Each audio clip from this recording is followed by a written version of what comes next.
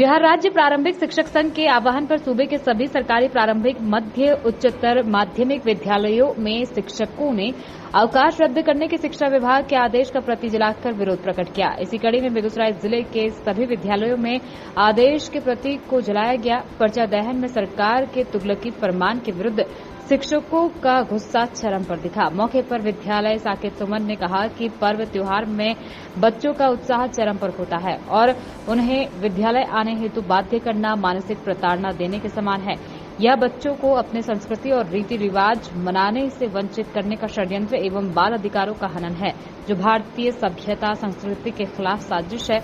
उक्त आदेश में उल्लेखित है कि शिक्षा अधिकार अधिनियम 2009 के तहत प्राथमिक विद्यालयों में 200 दिन एवं मध्य विद्यालयों में 220 दिन कार्य दिवस का प्रावधान है, जिसे पूरा करने के लिए सभी अवकाशों को रद्द किया गया है। जबकि राज्य के सभी सरकारी विद्यालयों में ग्रीष्मावकाश, राष्ट्रीय त्योहार, महापुरुषों की जयंती एवं सभी धर्मों के विभिन्न पर्व त्योहार को मिलाकर साल के 365 दिनों में से मात्र 60 दिनों का अवकाश तय तथा 52 दिन रविवार या शुक्रवार का साप्ताहिक अवकाश ही देय है, जिसके आधार पर राज्य के सभी सरकारी विद्यालयों में कुल कार्य दिवस 253 दिन होता है। स्पष्ट तौर पर शिक्षा अधिकार अधिनियम 2009 के प्रावधानों के अनुकूल है, जो विभाग के सफेद झूठ का नमूना। शिक्षा विभाग के द्वारा एक लेटर निकाला गया है, जिसमें ये से लेकर पूरे दिसंबर तक सभी छुट्टियों को कुछ छुट्टी रद्द कर दिया गया और कुछ को कम कर दिया गया। इस पर क्या आपका विचार है? देखिए, सबसे पहली बात, शिक्षा विभाग बिहार का जो अभी वर्तमान स्थिति है उसमें अंधेर नगरी और चौपट राजा है। हमारे जो प्रधान सचिव के पाठक महोदय हैं, वो बिना किसी सोच विचार के, बिना किसी चीज का अध्ययन किए अपने विवेक से निर्णय लेते हैं।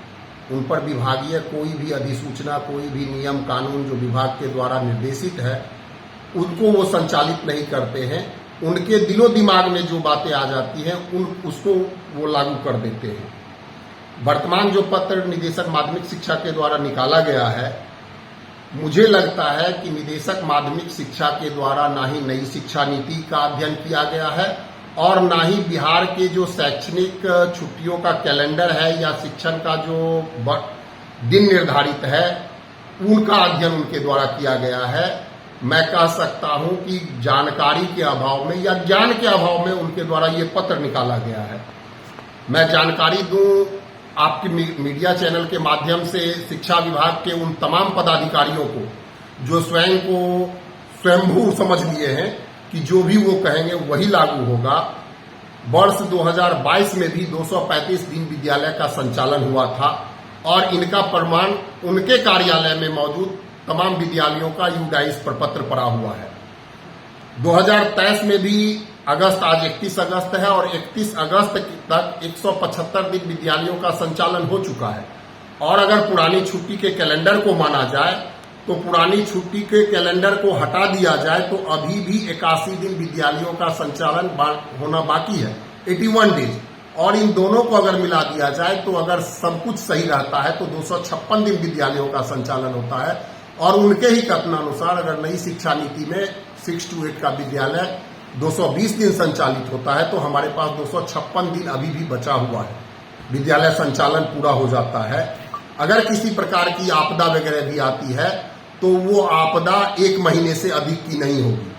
अब इन बातों को बिना सोचे समझे शिक्षकों के आत्मसम्मान पर, शिक्षकों के लोकतांत्रिक अधिकार पर ये बहुत बड़ा कुठाराघात है।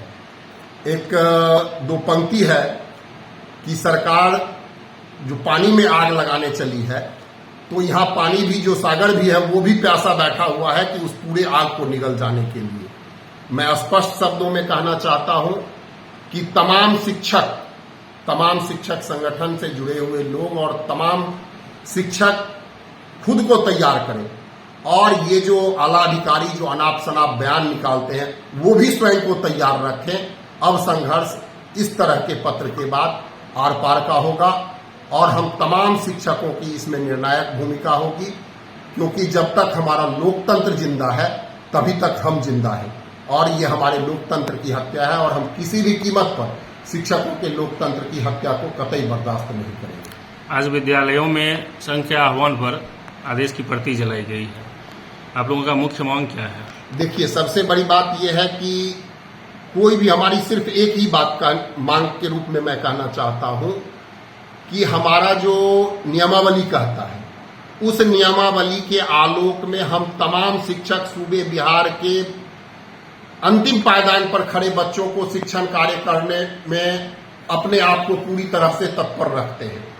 तो सरकार का भी ये उत्तरदायित्व बनता है कि हमारे हक हुकूक की और हमारे अधिकारों की रक्षा उसे करनी होगी। लेकिन वर्तमान में जिस प्रकार सरकार के द्वारा हमारे अधिकारों को कुचला जा रहा है, तो सरकार को भी माकूल जवाब दिया जाएगा।